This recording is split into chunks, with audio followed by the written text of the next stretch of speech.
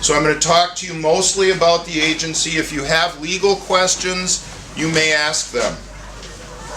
I've told some of you this, but most of you don't know this. I started out my life as a high school English teacher.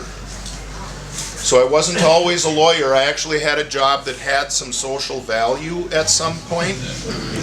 And I very much respect teachers because I think they are the most undervalued, important people in society.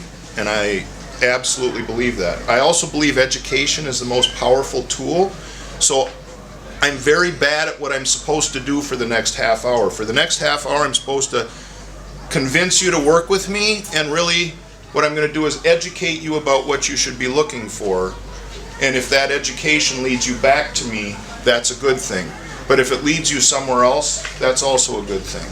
So I'm here to answer your questions. Do not be afraid to ask me questions while I'm talking. This is not a one-way street. I'm trying to serve your needs. I can't do that unless I know what they are. So if you have questions, ask me your questions. Okay? Now, you're all trying to have children.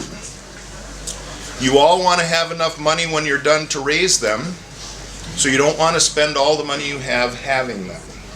That means you're looking for cost-effective ways to do it.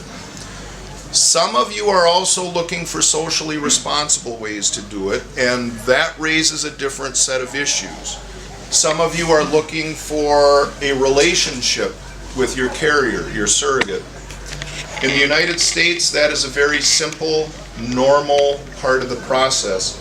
And of the people that have come through our agency, I think one of the most valuable things they take away is a lifelong relationship with the woman who helped them on their terms. If they want very little contact, they have very little contact. But if they want a lot of contact, they come over here and visit and have a lifelong relationship. That is something that is not available in all locations.